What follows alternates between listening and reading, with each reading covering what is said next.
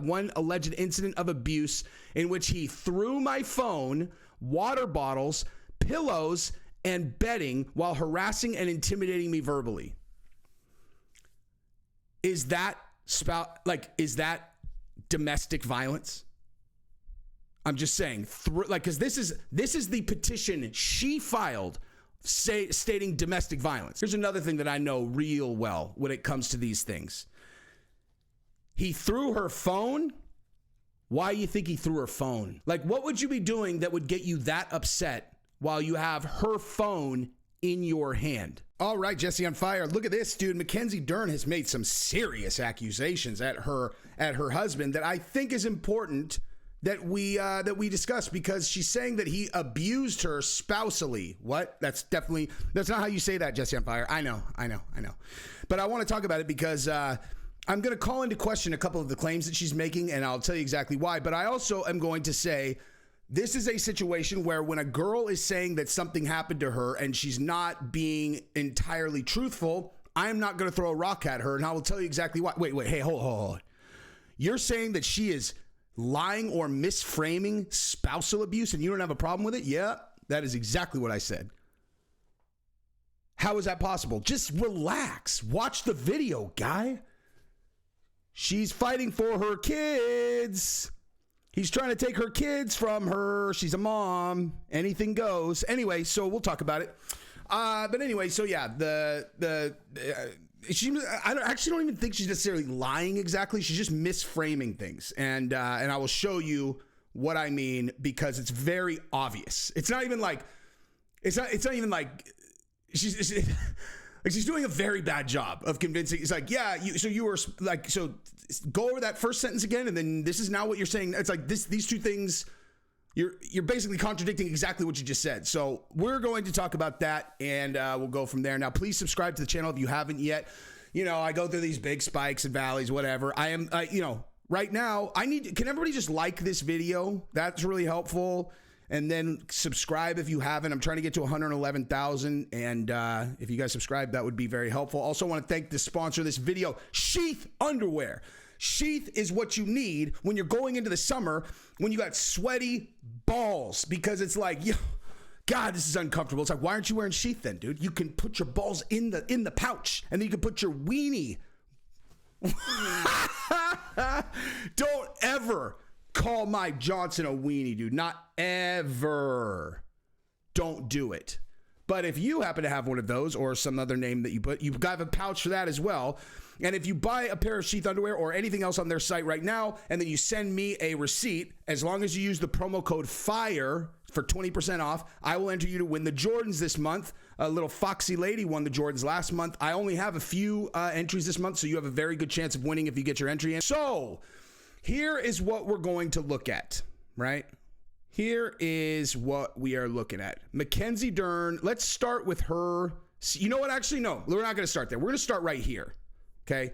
So obviously the dude is denying that he physically abused her, and so I want to just read that, but I also want to show you another thing. Okay. So this is his statement after her accusations. I never physically attacked Mackenzie. She's an MMA fighter. Santos wrote in a court filing. I would never even try to get physical with her. I would have no chance. Okay. And then also in the court filings, Dern, who was ruled the primary earner opposite stay-at-home parent Santos. Okay? Now, why is this notable? Are you trying to emasculate her husband, Jesse on Fire? No, I am not. Okay? I am definitely not. That's not my purpose here. I'm just pointing out that in a marriage, okay, if everybody in the relationship knows that the girl could beat the shit out of you and simultaneously she makes all the money, that's not a situation that's going to work, man. You know, call me old school, right? Call me old school, but that is not the dynamic between men and women that leads to a good relationship. Like you want to deny biology okay, fine, do it, dude. But most of the time, there are even stats when a woman starts to out earn the guy, the stats of people splitting up goes way up, dude. That's not the way people are. Like, you are supposed to go take care of the girl. I mean, you know, look, like, obviously, whatever. I'm just saying, that's not normal, okay? It's not normal for the girl to be able to beat the shit out of the guy and also be the breadwinner. It's just not normal, so that's notable. And now let's go ahead and see what Mackenzie Dern said, and I'll tell you exactly why I don't believe what she's saying exactly, but she's not exactly lying either. Whoa, what just happened? Just to be able to like sue you or try and take you to the police or try and do something like that, and especially someone that you live with, it's not healthy, you know. And it's crazy for me because I always want to represent someone who can stand up for themselves. Okay, somehow we missed the beginning of that, but what she said was that if you're in a situation where you're a fighter and someone is always trying to get a reaction out of you, trying to get you to do something so that they could sue you or call the police, that's not a healthy situation. So she's saying, implying that he was constantly trying to get a rise out of her, so she would attack him and then he could use it against her with the police or in court. Themselves and can't defend themselves for all the women out there, you know. So for me to see myself in that situation was really hard. Were you? Okay, so just so we're being clear, the situation that was very hard that she's talking about is that she was constantly being baited into beating the shit out of him, and then she wasn't doing that, okay? So I just want to make sure that we are very clear that what she said was, I think of myself as a person who can defend themselves. I'm really strong for women. And I was in this situation where I was with someone who was constantly trying to bait me into beating the shit out of them. And I never could. And so I didn't like the idea of me being in that situation. You know, I'm a role model. Like, I don't like that. It's like, I mean, it's kind of exactly what you are like, you're in a situation where you could roll your husband up anytime you want, to where he's been relegated to trying to bait you into beating him. That's kind of gangster, you know? That's not you being abused, right? Now, I'm not saying you can't, like, if you are the physical weaker of the two, that means you can't be abusive. That's not what I'm saying at all. There are tons of super abusive men and women that are not physical threats. Anyway, let's go. You physically abused in the relationship? Yeah. Oh, wow. Were you physically abused in the relationship? Yes. All right. I'm sorry to hear that. And is that ultimately why you decided to leave? Yeah. Yeah. I mean, it's just like, family for me was the most important, you know? So I stayed in my relationship, like, because I believed in the family and I believe that. I'm going to show you exactly what she said about the physical abuse stuff. And there's just no two ways about it. Like, this is I don't believe her. I'm sorry. Like, I'm not saying that, like, the things she's saying didn't happen, but framing this as spousal abuse is ludicrous, and I'll show you why.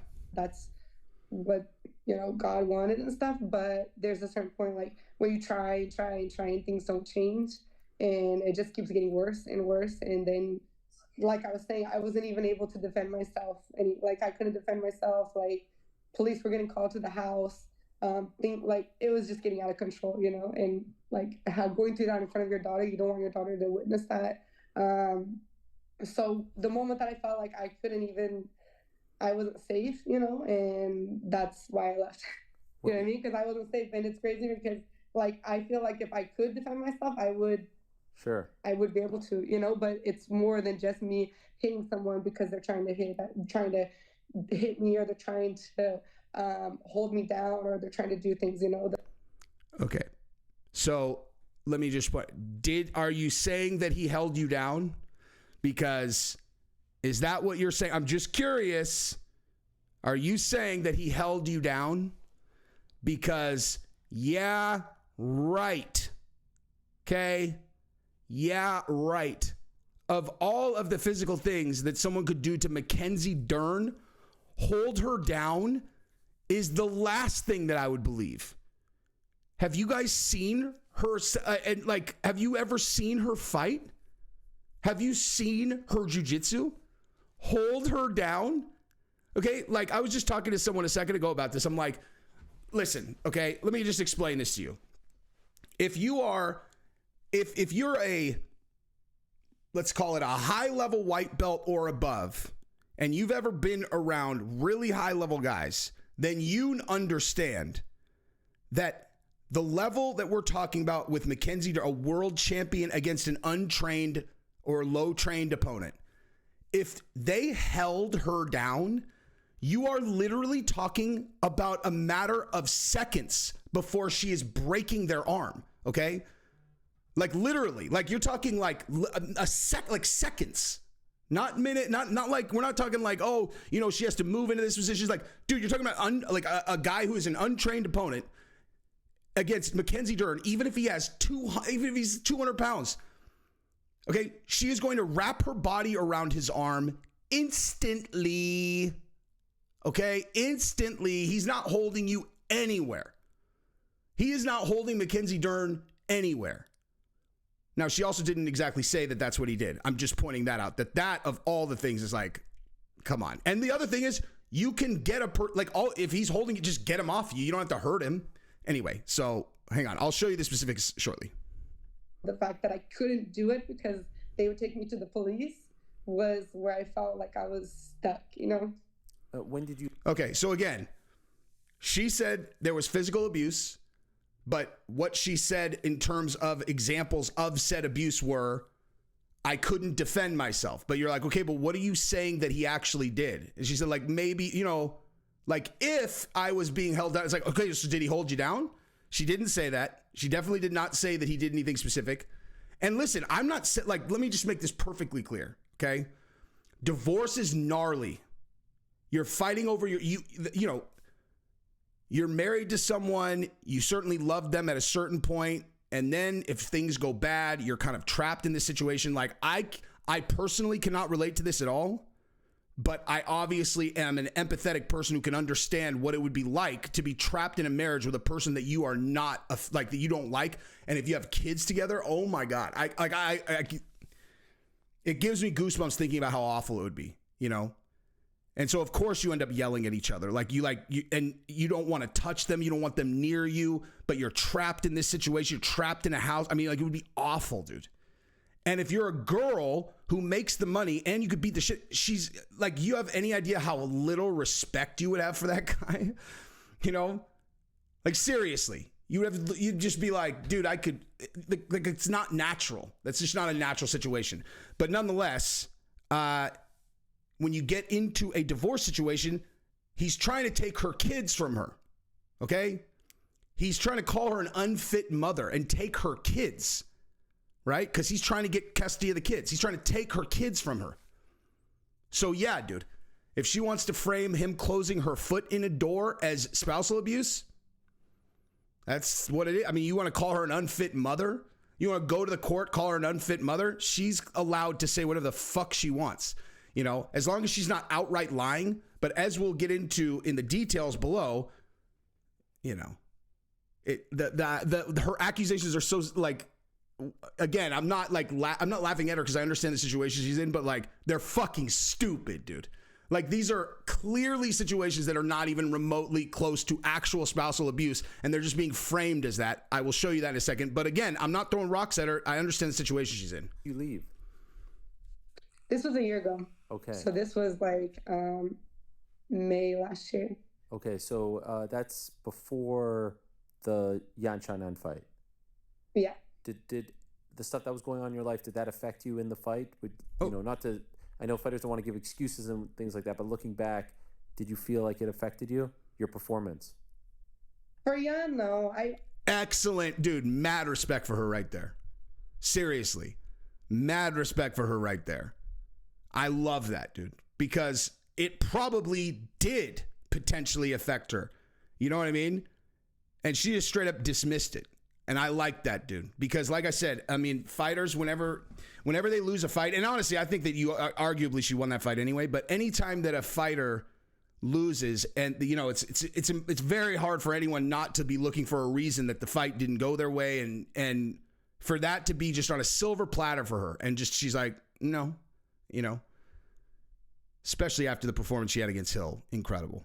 I was so sad and frustrated because that was like, since we had just split up, you know, it was kind of the beginning. And I think always for your child, you want to have the best relationship possible. So even when I left, you know, I always wanted to have a civil relationship, you know, with her dad. So, I mean, I was just focused. It was kind of in the beginning, you know, we just separated. So it was kind of like, just focus on that, you know, but we hadn't gone to court. We hadn't gone through these things that. Yes, dude. Yeah, That's what I'm talking about, dude. I've seen this movie, and it's like, of course you want to have a civil relationship. When you go to court, though, you're not talking to each other anymore. Like, that's the key thing to understand is, like, you have attorneys now, right? Okay, you have attorneys, and you're going to court. And in court, it's war. And the attorneys do not care about your relationship with them. It's their job to maximize the best outcome for you. And the way to do that is to talk a lot of shit about the other one. Blame them for things. And how would you not take that personal, dude? You know, she's an unfit mother, you know? Imagine if someone, like, seriously, those of you who have kids, like, I'm sitting and you're not divorced, like, try to imagine someone saying that about you, you know? A person you've been married to. Like, think of the level of betrayal that would be, you know? Like, think of the level of betrayal that you would feel from someone who has watched you raise your kids and play with your kids and love your, like, they know how much you love your kids. And to have your advocate say it's an unfit parent, like, you would literally feel like you wanted to tear their fucking eyes out of their head. You know, you'd be like, unfit, fuck you. How about that? You know what I mean? And then how are you going to respond to that? So I completely understand what she's saying there. You know what I mean? Because that is exactly how it goes. But yeah. You know, all of a sudden you're on the other side, you know, and where you have to prove yourself to a judge, and you're like, man, this is crazy, you know. This fight with Angela, this camp, that's where the things started to get intense. Wow. You know, when you're understanding like child support, and you're understanding like these things of like, oh, a stay-at-home dad or yeah, she's gonna have to pay him child support, and she's like, what the fuck? Stay-at-home mom, and you're like this is crazy to me, you know, because it's like you do everything you do. I mean, we get punched in the face, and we're working, and we're going after our dream. The other thing too is I've seen how this plays out also, and what's really fucked up about a job like hers is they're going to base child support on some years' annual income. And it's like, you know, so let's say she made $450K one year, or what, you know, I don't know exactly what her payout is, but like, let's say she fought a few times one year, she made $500K. They're going to base spousal support and child support on that number. And then if she has a down year where she's injured, you know, like she doesn't fight for 12 months, that number does not move. She owes the same, you know, like let's say they charge, like it's $500K. They're like, yeah, you owe 17, you know, I don't know, whatever. I have no idea. $15,000 a month. It's a lot of money, dude, obviously. And it's like, even if she's not fighting, she's having to shell out that money every single month because that's how it works in the courts. A dude who's a really good friend of mine, he made, I don't remember, a lot of money in 2006. And then in 2007, he had a kid, got caught cheating on his wife. His life fell apart. The real estate market collapsed. She got her spousal and child support based on his previous income. And after they were garnishing his wages, he was working full time and bringing home $800 a month. This is a dude who had $1 million house, a Viper, a Cadillac Escalade, all this shit. And he lost his mind. Like, he literally, I mean, like, what would you do? He's working full time, and all of it is going to his ex-wife because he doesn't make even remotely close to what he made before, and it's all going to her. And what ended up happening is he snapped. He got on antidepressants. He had a psychotic break, and he went and robbed a bunch of banks, and he got caught. And he went to prison for 5 years. And the only reason he only got that much time is because he argued that he had a psychotic break on antidepressants. But, like, divorce is gnarly, dude. But, like, you need to pay someone else just to, like, be with the kid for a couple of days. You know what I mean? It's doesn't make sense to me. And then you still have to prove all these things. So that takes a toll. All of a sudden your lawyers are calling you, oh, you need homework, you need to prove this, you need to prove that. And you're like, I just want to fight. Yeah, like, dude, lawyers are asking you to prove homework. Okay, so here's what I want to do. I want to read the statements so that I can at least get specific about what I'm talking about here. All right. So in this, it's like, so I had to defend myself, situation, relationship. I couldn't even defend okay, so we heard all of that, family, and she didn't want her daughter to win. It's okay.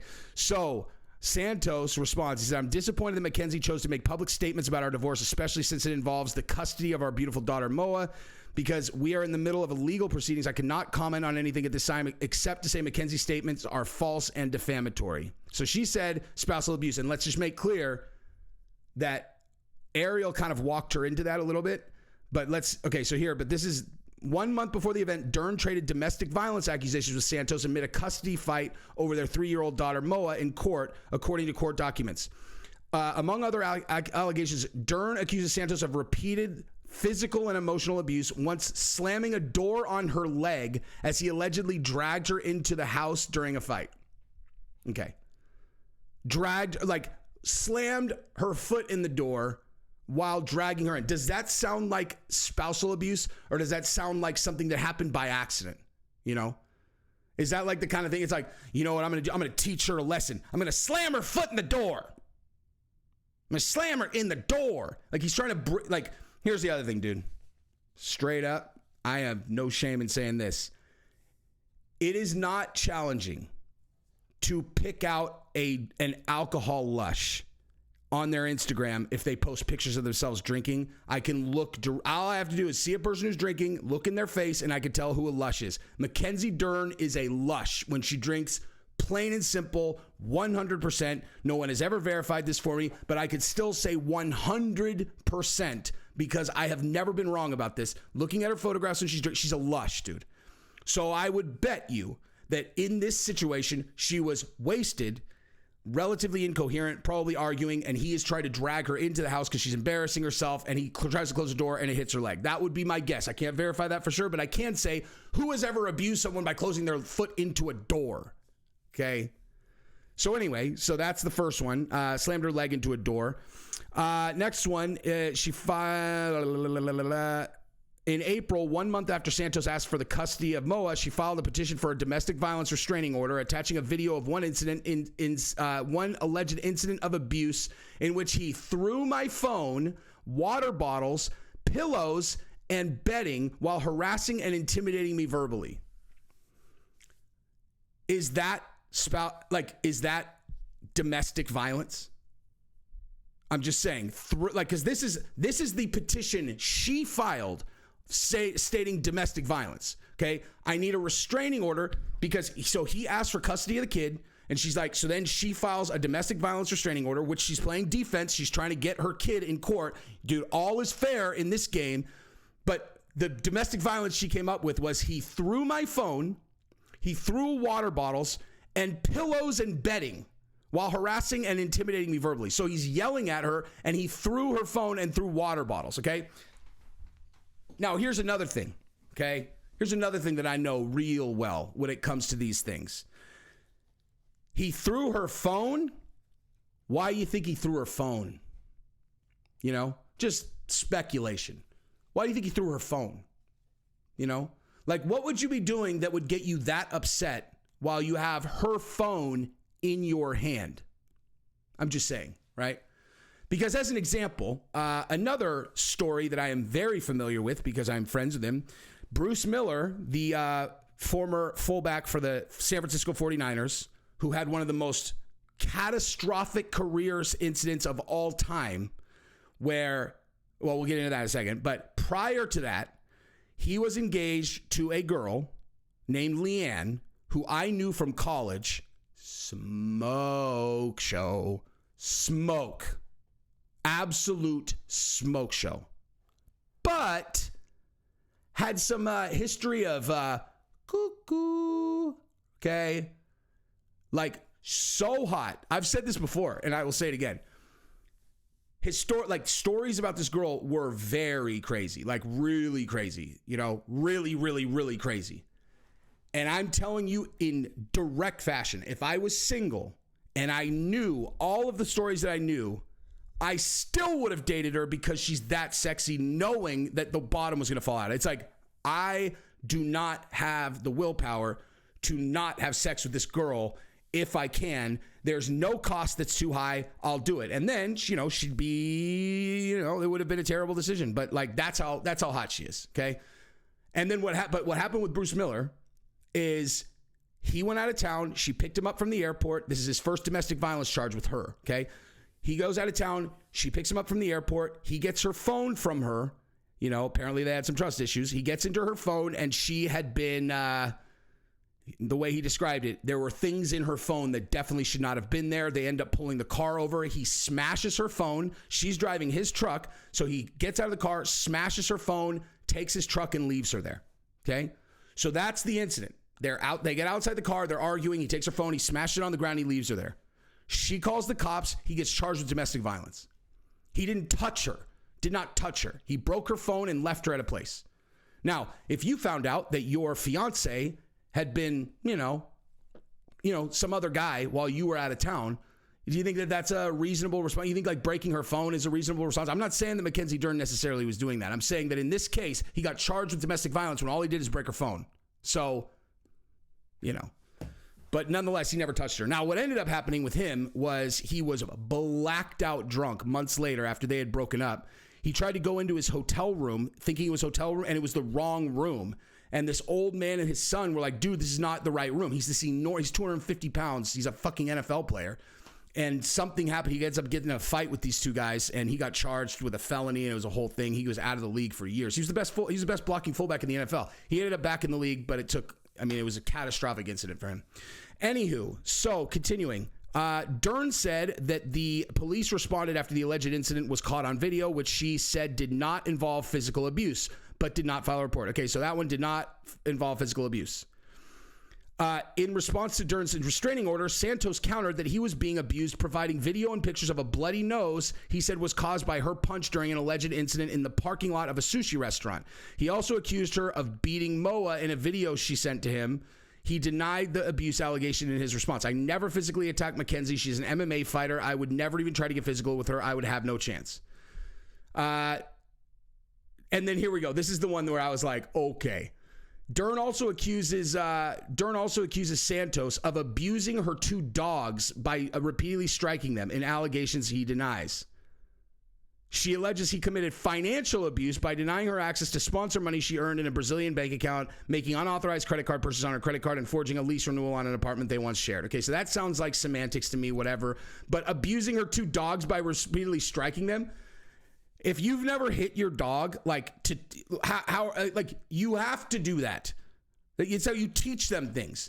If they do bad stuff, that's how they know they did something bad. I'm not saying you punch them and whip their ass, but dude, you got to slap a dog around a little bit so that they, you know what I mean? You don't like doing it, and it's not like you do it often if you have a good dog. You have to train your dog. So, the court ended up finding that Dern and Santos, they didn't side with either. They may have engaged in mutual combat during incidents of alleged abuse between them, and ordered joint custody of Moa.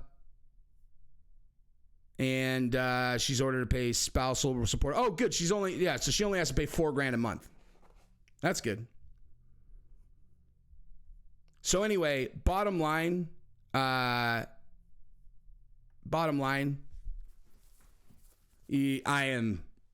am very unconvinced of the spousal abuse on the side of Mackenzie Dern's dude. Unconvinced. And at the same time, I don't fault her for throwing that out there, because if you're fighting for your kids, you do you do what you have to do, But I feel pretty confident on my read there. Anyway, that's what I got. Love you guys. Peace.